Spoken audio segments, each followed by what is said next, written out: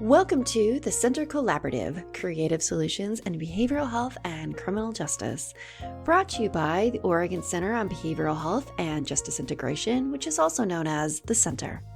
We at the Center are all about solutions. Our job in Oregon is to facilitate improvement of the system so behavioral health and criminal justice can work better together to engage people in treatment while promoting public safety. I am your host, Chris Thomas. I hold a master's degree in clinical psychology and have focused on the intersection between behavioral health and criminal justice for 20 years. Over 7 of those years were behind the walls of a maximum security prison. During this podcast, you will have the opportunity to sit in on real, in-depth conversations with experts about complex topics in a way that is both fascinating and digestible. We will focus not just on what is wrong with the system, but what is going right and how we can work together to evolve.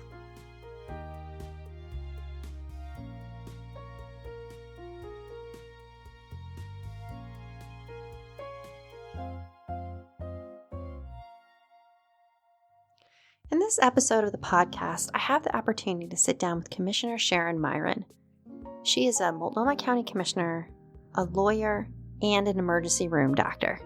Sharon and I, who prefers it when I call her Sharon, so you'll hear me call her Sharon throughout the podcast, talk about the importance of intervening early before something becomes a crisis.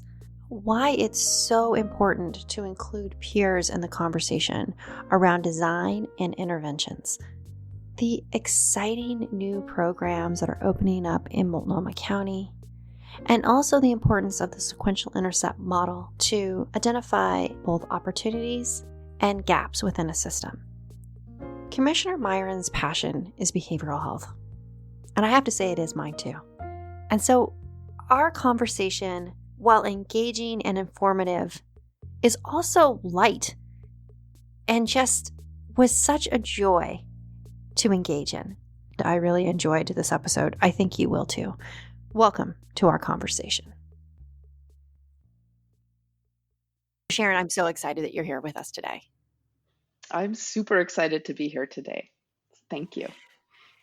I know that your passion as a commissioner is around this intersection of behavioral health and criminal justice. And I guess my first question is, what got you started in this field? What fuels you? It was not a straight and narrow path by any stretch of the imagination. And I guess the main aspect of it starts with my work as an emergency physician. And working in the emergency department, we so often see people who fall through the cracks in our various systems of care. And there are so many cracks in those systems. And in particular, see people who end up in the emergency department in mental health crisis. And it strikes me just over and over sort of the trauma that people experience and how much suffering they experience. And they so often end up in the ER in crisis because, first of all, we have failed to intervene sort of as a society, as a system, to provide the services they need to prevent them from falling into crisis in the first place. And then they languish in emergency departments so often for days and weeks and even months sometimes because we don't have the systems and services to support them to get them out of the emergency department. And there are a few people that I really think about that just stay in my mind and have just been there for years that I hearken to when I think about these issues that really make it personal. And, one is a youth that I saw who was a young teen and they were in the emergency department. They had a psychological crisis and their parents weren't able to handle some of the behaviors at home. So they came to the emergency department. And this is a kid that was a young teen, and I have young teens right now. This is a kid who ended up sitting in one of our rooms in the emergency department without any, there's no windows in these rooms. People are in paper scrubs. They don't get treatment per se. And this kid was in there alone with someone watching them for over 3 weeks because there was nowhere for them to go. That's not acceptable. It's barbaric when we think about it. This isn't a reflection on any individual emergency department. This is a reflection on a system of care that allows this to happen.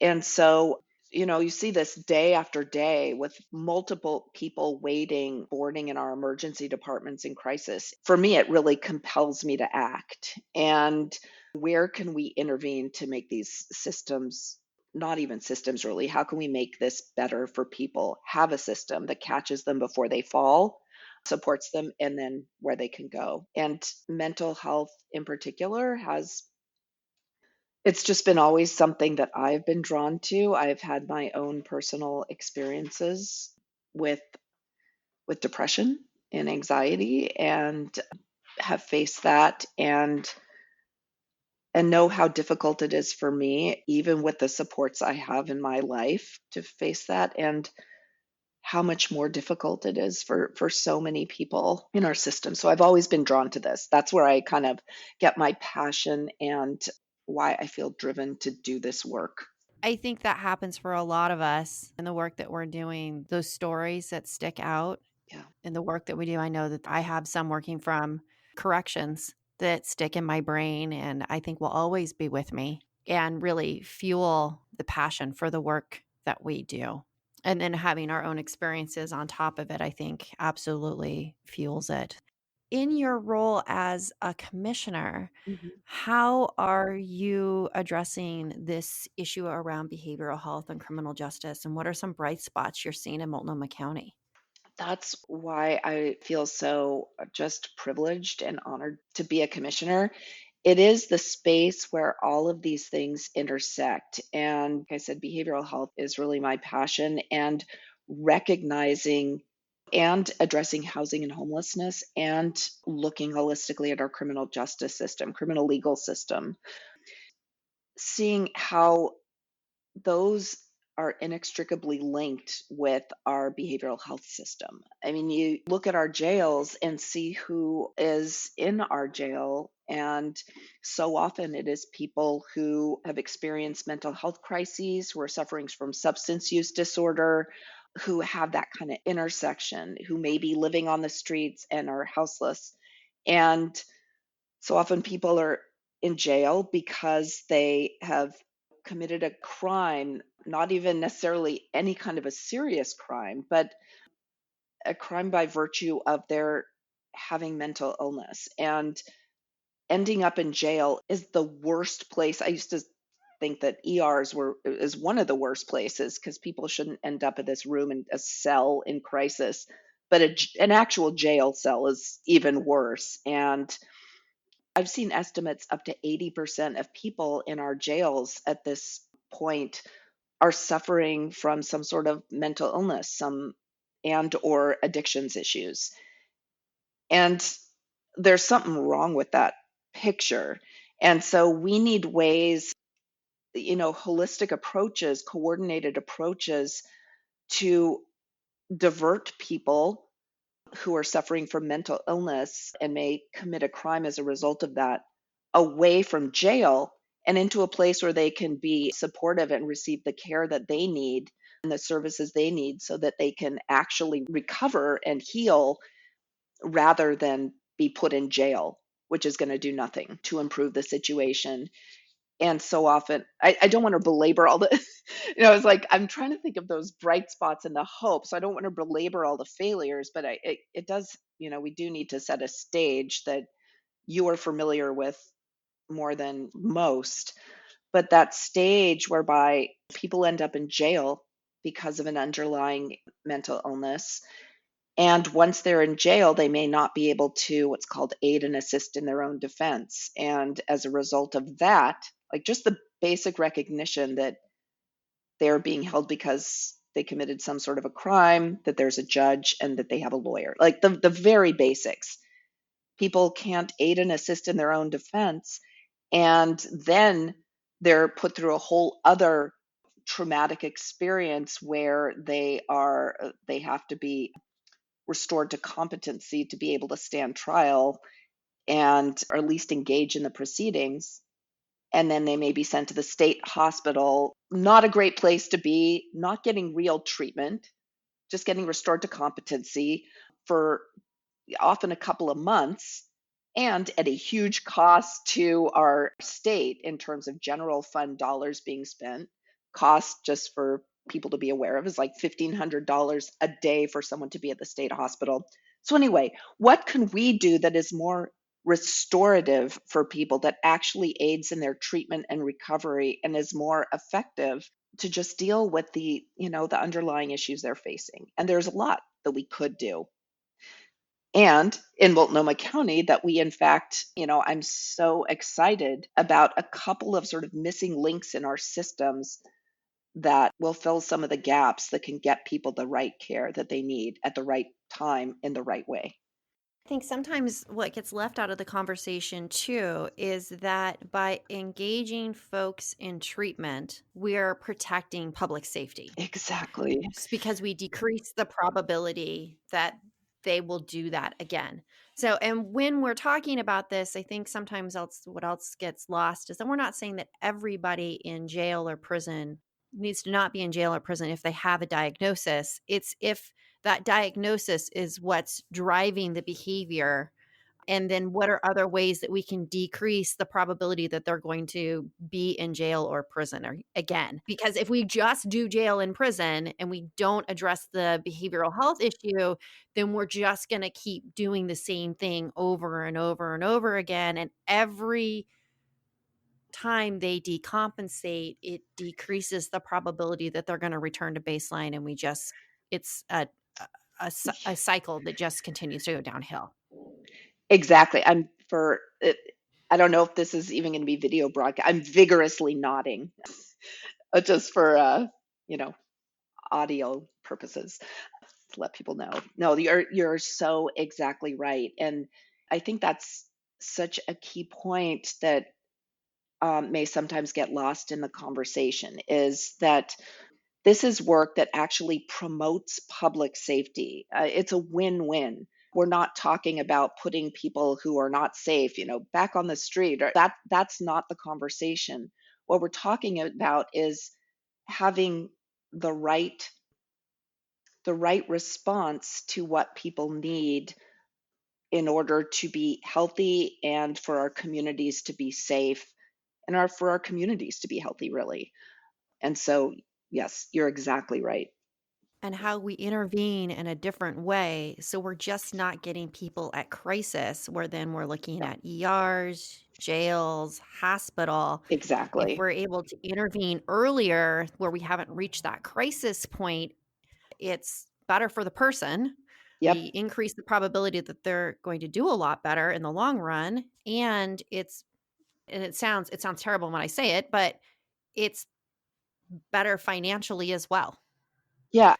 Because it's less expensive. I mean, I if so this is just an audio podcast. You can see Yes. both Sharon and I cringing as we say that because you feel horrible when you say it, but it's true. When you put things in those I monetary terms, know. but it's It's so true. true. And I know. And I think we need to embrace that, actually, because, when we put it, it would be one thing if we were putting it in monetary terms and we're saving a huge bunch of money, but actually people are worse off.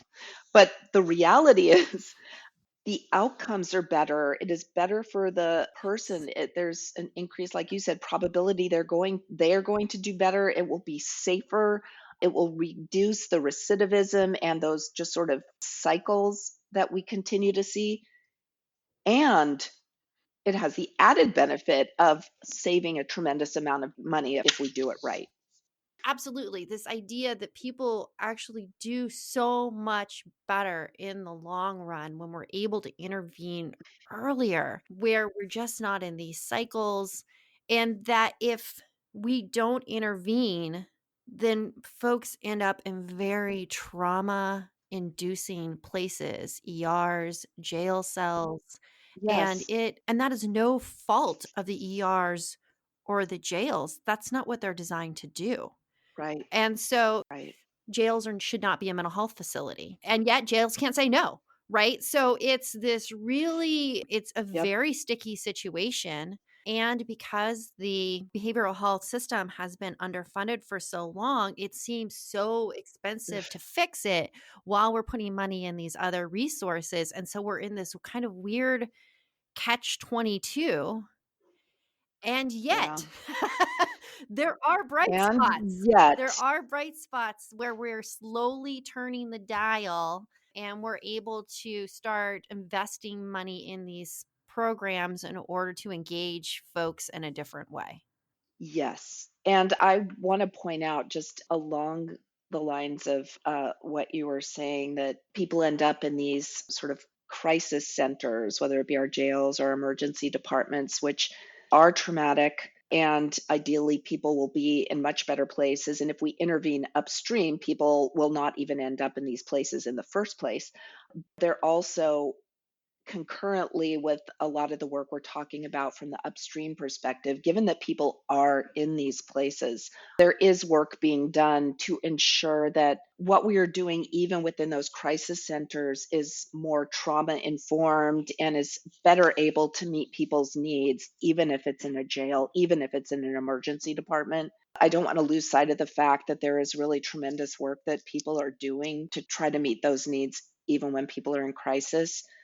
But the real work is intervening upstream so that we can change the trajectory of people's lives. Well, that's really the crux of it, right? Is Yeah. how many places we're intervening. Yep. And you're right, there's so much work that Yeah. is being done in ERs, in jails, at the hospital, and other places Yeah. to address the concerns. And there are folks that do need to be in the ER. There are folks that do need to be in the Yes. jail. And Yes. so making sure that they're Yes. getting treatment in a trauma-informed way, and there's been so much work done in that. So I agree. We don't want that to get Yeah. lost because that's an important part of the conversation.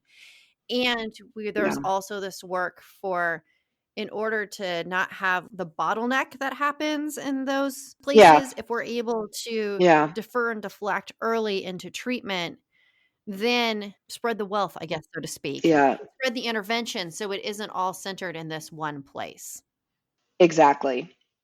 And I think you mentioned earlier the idea that our quote system of mental health care, behavioral health care has been underfunded for so long. It's hard to even imagine a system, a functional system in many ways, or a funded system.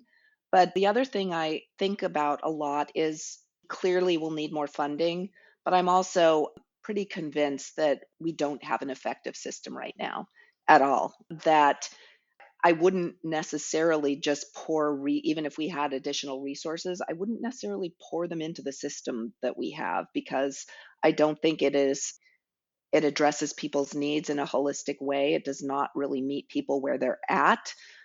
It is not coordinated in a meaningful way. There's so much siloing between our systems, our criminal justice systems and our behavioral health systems. So there is a lot of systems work that needs to be done, and we actually are engaging in that sort of deep systems analysis and trying to transform our systems in Multnomah County. But the bright spots that are there that we are engaging in, even as we speak, are in the realm of filling gaps in the continuum of care and services that we need to meet people's needs.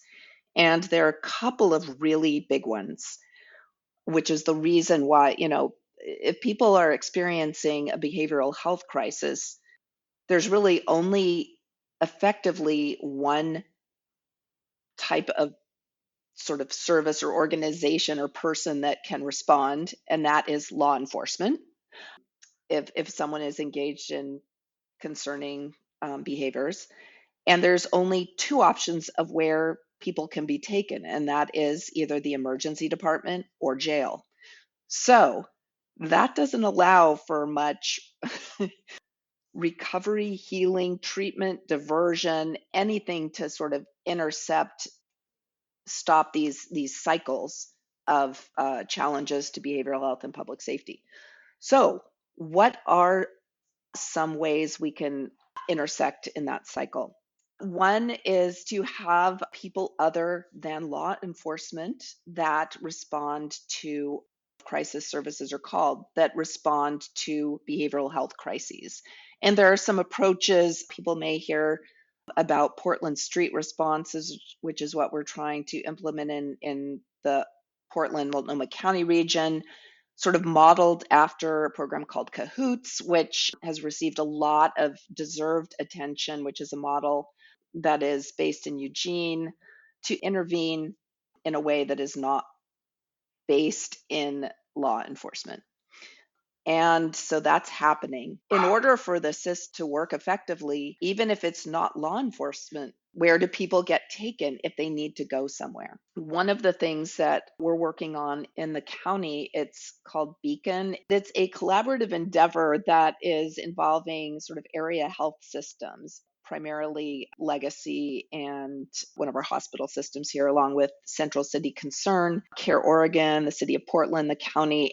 And it is a physical location. It is sort of a hospital-based hub, and it aims to address several challenges in that current system we have. The concept is to provide no wrong door for people with behavioral health needs to walk through if they present in crisis. And it's sort of this hub and spoke model.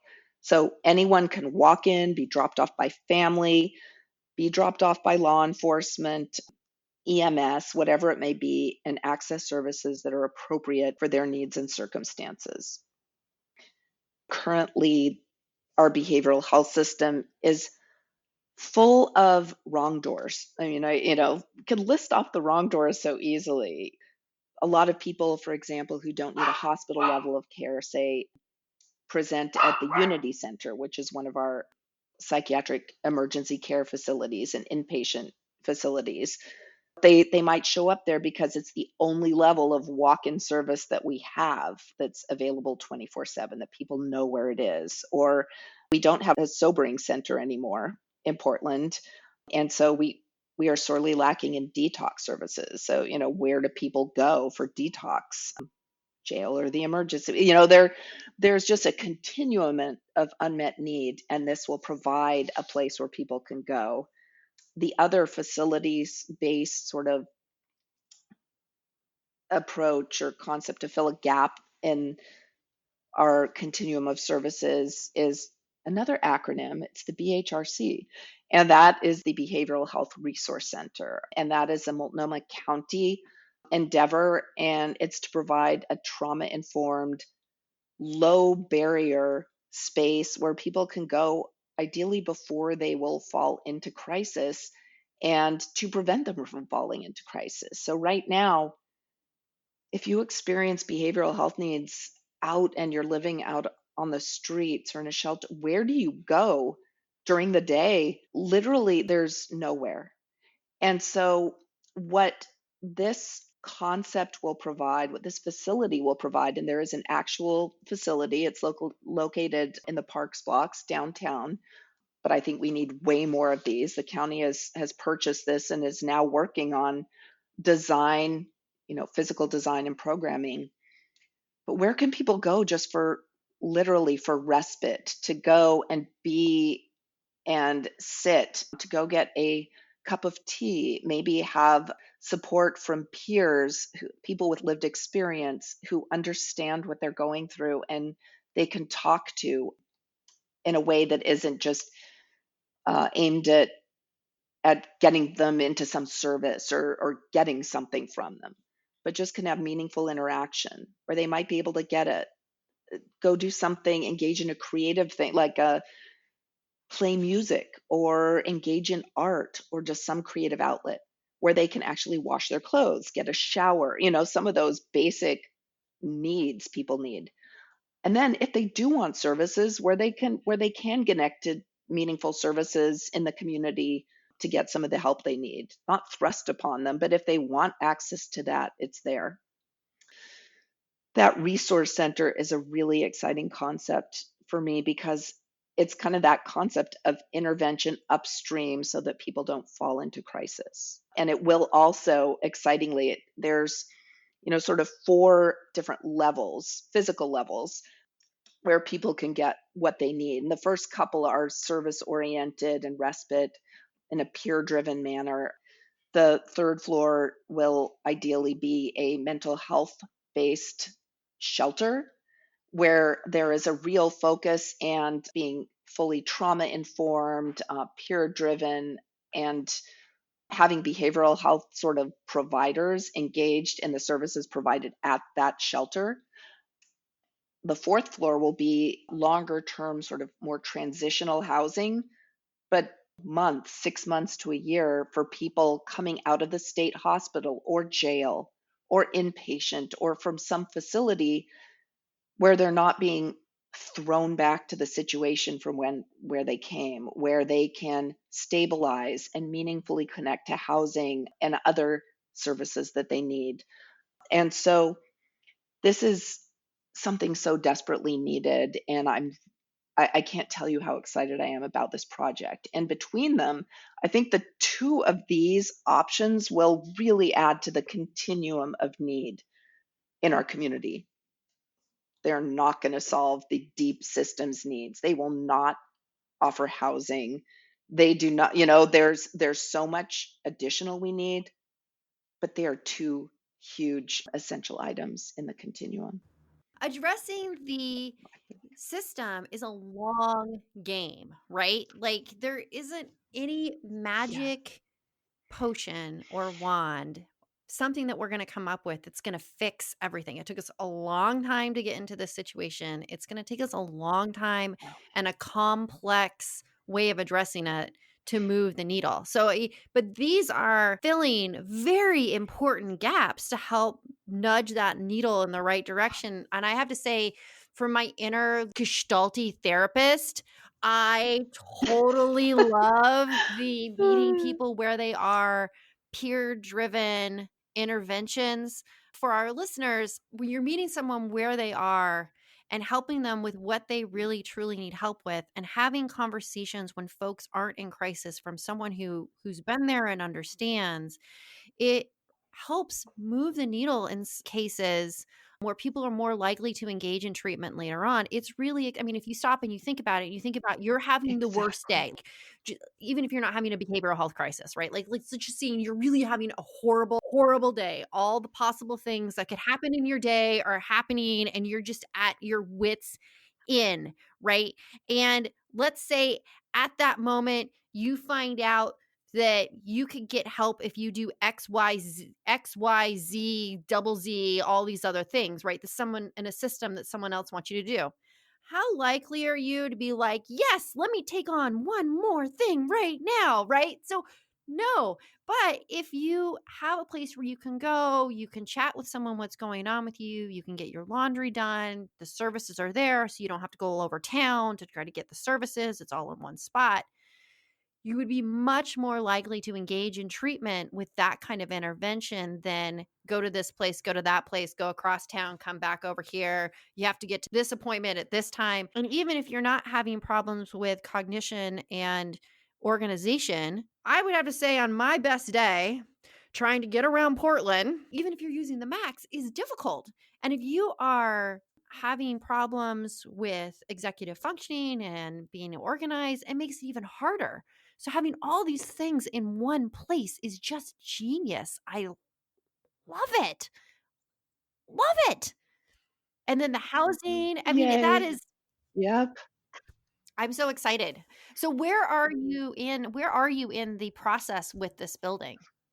I just love everything that you said, because that is exactly right.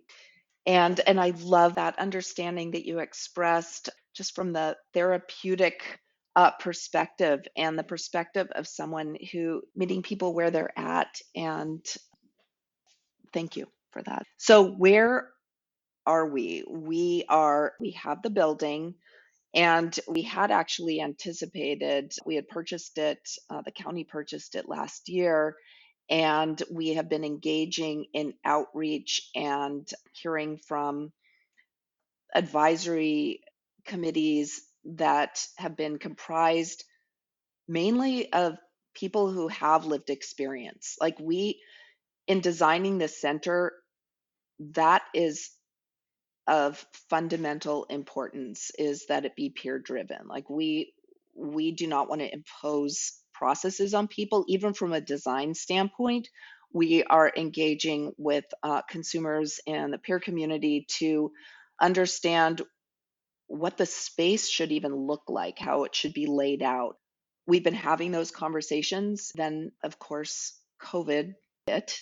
We had been looking to start some construction, do some of the, actually do the design work, and then start construction to anticipate opening even in, I believe it was going to be fall of this year, which is just stuns me to even say. A lot of that did get put on hold when faced with COVID. The county is the local public health authority and obviously has taking prime responsibility during the time of COVID. And so this had been put on hold. What the reality is, COVID is only highlighting and exacerbating the deep need for this kind of facility in our community. And so I feel like it's more important than ever that we be moving forward, and the board is proceeding. So right now we're having conversations about design and continuing to engage with consumers, and we are going to be expanding the outreach sort of to first responders, hearing what they need, and others in the community, because it will be a deep process of engagement to hear what is most valuable and how we can best provide the services that are needed. But I believe the anticipated opening of the facility, it's either spring or fall of next year of 2022. We are trying to do this in as expedited a fashion as possible, given everything else that we're going through right now. But it is really happening. And I do actually, specifically, our behavioral health division has convened 9 peer stakeholder meetings to get input and focusing on being trauma informed, culturally responsive. It's so exciting. It is really exciting, and I love that county is engaging with consumers. That is a high priority to make it as trauma informed and culturally responsive as possible. And then you're also chatting with law enforcement and first responders, because that whole piece around divert to what? I mean, we hear that so Exactly. often. Yep. And Yes. officers who are just saying, I don't want to take this person to jail or the emergency No. room. I don't have a choice. I'm going to be back here Yeah. again if I don't do something. And that crux that law enforcement ends up being within. I got so excited about the Gestalt piece of it that I forgot to follow the other piece of it around the crisis drop off, which is also really exciting. Is going to be Yeah. huge for law enforcement in Portland. It will be huge, I hope, for everyone that touches on sort of that intersection of criminal legal system and people with behavioral health crises. It will be huge there as we build out what I hope will be a robust system of non law enforcement response to behavioral health crises. I hope that this will just be such an opportunity for that divert to what question. This will behoove everyone. On that, can we talk a little bit about the Kahoot style model that is being put into place in Multnomah County as another possibility for who can respond? So it isn't that in the conversations, it's that law enforcement, that's not why people get into law enforcement. People don't get into law enforcement to be mental health clinicians. Unfortunately, law enforcement has had to start doing that more and more over the years. But this gives another option. Just like when your house is on fire, the fire department is who comes, right? Or if you're having a heart attack, it's EMS who Yes. comes, right? So this is Yes. another possibility. If it's a behavioral health need, then it would be specialists in that versus law enforcement having to come to all of those things. Then law enforcement can concentrate on what law enforcement is intended to do. So this isn't a statement about law enforcement. This is about allowing law enforcement to do the job that they're intended to do and Mhm. having those other types of crises handled by folks where that's their specialty. Yes. So much excitement, that I personally feel and in the community around this model. And this is starting out, there's a pilot that I believe they're engaged in training right now, and it is Portland City at this point, being led by Commissioner Joanne Hardesty. I've been talking to her and engaging very closely in this work with her and her office as they've been rolling this out. Cahoots is a great program that started, decades ago in Eugene. It is a perfect model for Eugene.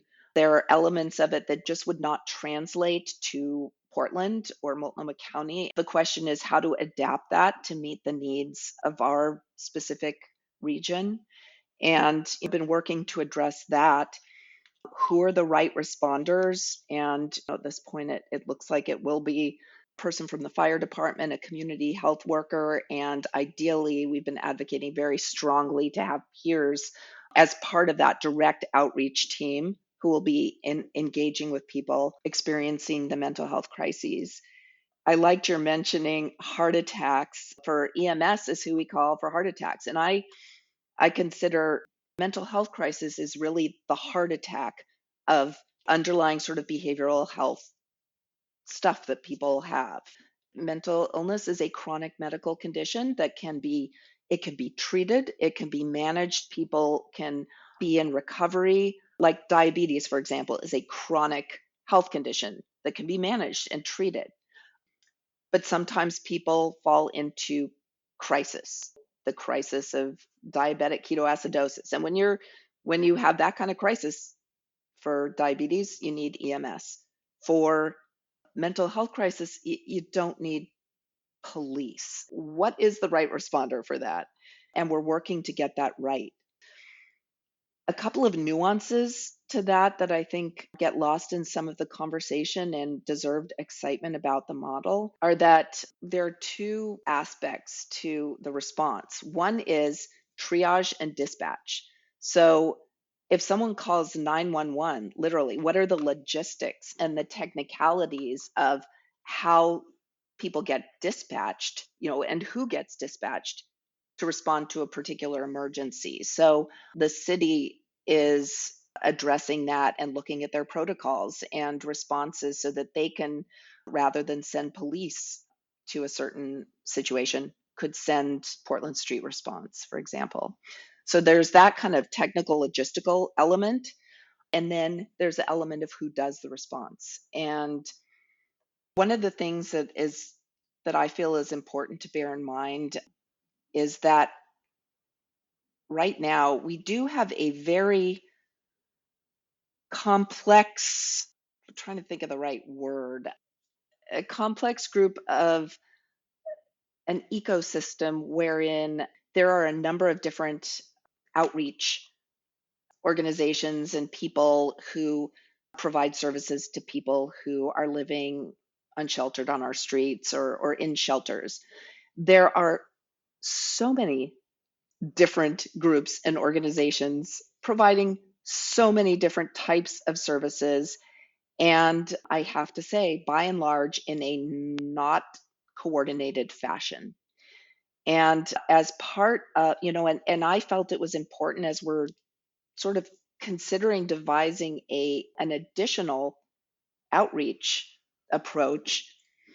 I think it's important to understand the landscape as it currently exists, because the last thing I think we want to do is add a whole additional bureaucracy and layer on top of a system that doesn't coordinate to begin with and duplicate services. What we need to do is be streamlining and ensuring that people get the right services at the right time.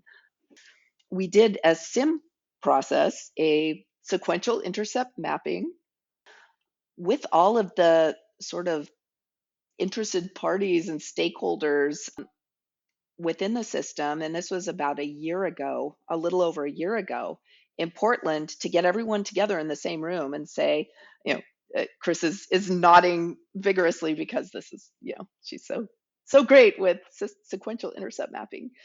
But to say, what is the system as it exists now? And this is a complex process that I can't even begin to get into the technicalities, but it is getting everyone in the same room so that we're all on the same page and have a shared understanding of of what is already out there so that we can build on that, maybe divest in things that we might not need as we invest in the new things that we do need, and change the thing, like, so we can kind of reallocate and coordinate the system in the most effective way possible. That SIM process did show an astounding number of services that are being provided that are not aware of one another. Anyone kind of working in the systems knows this exists, but it was pretty shocking to see it objectively drawn out and written out, and that inventory compiled. So, what I think is really important is that we not lose sight of that as we are working to implement something that can serve people in crisis better on our streets. These all need to be working hand in hand. So, I'm really pushing for coordination of that approach as we're doing this important work. I was definitely smiling while you were talking about sequential intercept mapping because you and I had many conversations about SIM, and I was Yes. thrilled when Multnomah County did that. We hear that a lot when people do SIM, that folks aren't aware because there's so many services and there's a lot of conversation like, wait, you do? Yeah, I do that. Well, hey, how about we come together and we figure it out, which is a beautiful moment that happens. And we love seeing that. But it also really allows to have that inventory of what all is there, what are the interventions, how can we maybe streamline this a little bit, what isn't working, what do we need to start working on, and a lot of beauty happens in those meetings. And I'm a huge proponent of SIM. In fact, we're doing virtual SIM now. That is so awesome. So it's so cool. Yeah. So, it used to be an entire day, and now it's small virtual meetings leading up to it, and then a half day for the big workshop where everybody comes together. And then, so we've done that as a part of COVID. Obviously, we don't want to Yes. have 40, 50 people in a room, but I think we're going to end up keeping it outside of when Yes. COVID, because we'll do the end one in person, but the small meetings, those are really expensive meetings as far as who's there. And it's so hard to get everybody there and everybody's schedule coordinated. So if it's just half a day while we do this work up front, it's been much easier for folks to be able to make those upfront, 2-hour meetings that are spread through the week. And then this half day meeting, then trying to get everybody and get everything done in one day. So that's been very cool. So I just have to plug that in case Yeah. you ever want to do another SIM. We're doing them virtually. I'm so glad that you all found that helpful. I mean, the beautiful thing about being in the biggest urban county in Oregon is that Multnomah County has a lot of resources, right? Yeah. The drawback to being the biggest urban county of all in Oregon is that you have a lot of resources. And so it's really easy to silo and not know what folks are doing because there's just so much versus if you're in a smaller Mhm. county, the drawback is you don't have very much services. The positive is you know who everybody is. It makes it sometimes easier to coordinate. Yeah. So there's definitely like that push and pull of really, really big and not so big where you lose some of that ability to coordinate once you get as big as Multnomah County is. Yes, that is very true. That double-edged sword, it definitely exists, and the key is attending to it. We need to do these things with intention and with an understanding of that bigger picture. And that is something that I personally will keep pushing for because it is so tempting to be drawn to the new shining object that seems like, oh, this will solve the problem, or this is a new approach and we can put that in there. There are decades of those what once were new shiny objects that fill these sort of stop gaps that now create a landscape that needs to be navigated. And I just want to appreciate what you said also about sort of the learnings in terms of sim approaches and what you're going to retain even after the COVID pandemic, and we can go back to businesses quote normal, unquote, air quotes there. That has been a silver lining on the very, very dark cloud of COVID, is that there have been some of these, it is forced innovation and forced approaches that actually are more effective and better and more efficient in many ways. And so to be able to bring those into our future is really important. It's really about finding those moments Mhm. where it seemed like we're in a pretty dark situation, Yeah. and then where we can collaborate to innovate within that situation to get through it. And then sometimes, Yeah. like you were talking about, you go, "Oh, this works even better than what we were doing before. We should keep doing this." Yep. Which I has been a great opportunity in a horrible situation, but that's silver lining to a very, very Dark cloud. Yeah. dark cloud. Yeah. Well, I Yeah. think talking about bright spots again, I love those the rays of hope. And it really has been around collaboration. And want to emphasize that Multnomah County has its own sort of unique local government infrastructure. And we have the city of Portland, we have Multnomah County, we have the metro region, which is the Tri County region. And it's really hard to know who's doing what and why and when, and even be aware that these different local government entities exist. And traditionally, there has been a lot of siloing, I think, between, say, the city, which often does sort of public safety, infrastructure, development, land use, those kinds of things, and then the county, which is by and large the safety net provider that provides the local mental health authority, public health authority, homeless services. There's been a lot of siloing there. What people need is not siloed in terms of their own individual needs. And I just feel so fortunate. Like it feels like there's some unprecedented collaboration. This is really exciting and lends itself to the kind of approaches that may be able to move the dial on some of these intractable issues. I just want to really highlight that piece you're saying about collaboration, because that's really the key. That is what's going to move the dial. We found over and over again is collaboration between partners, really breaking down those silos and starting to work together and truly listening to each other and what is needed and where people are at and meeting them where they're at, whether we're talking about consumers or we're talking about systems, and not assuming that we know how to fix it. Right? That's Yep. just so important. Yes. Here, here. So, if you had thoughts that you wanted to leave our listeners with in this podcast, what would it be? I would have to reiterate the profound need that we have in our community in terms of addressing behavioral health and how that intersects with our criminal legal system and with housing and homeless issues. And there is a tremendous amount of work to do. Workforce, supportive housing, so much.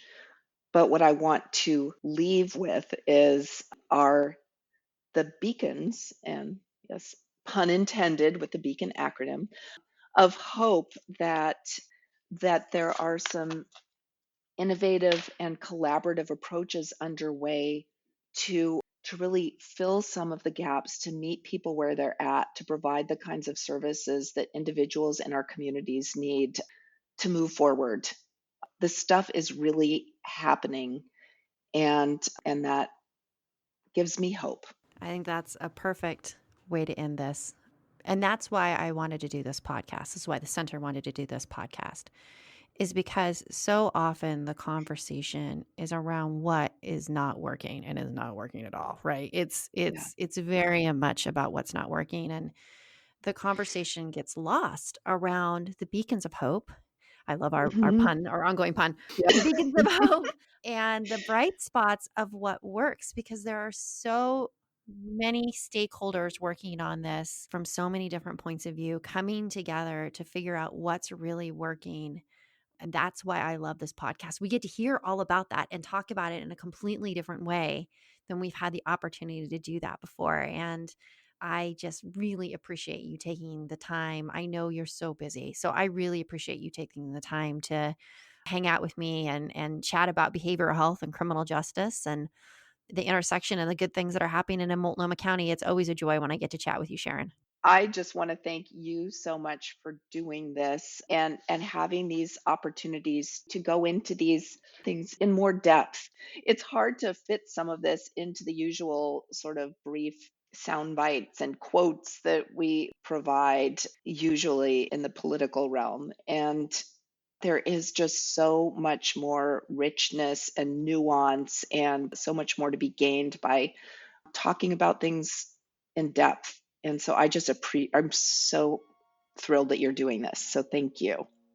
Thank you, because I could sit around and talk about this stuff all day. I get very excited. Me too. I know. We can do our 24/7 podcast. I'm so glad you joined me. And if in the future there are other things that you want to come and talk about on the podcast, please let me know. Or if there's other people who want to come join me, that would be fantastic. And thank you again.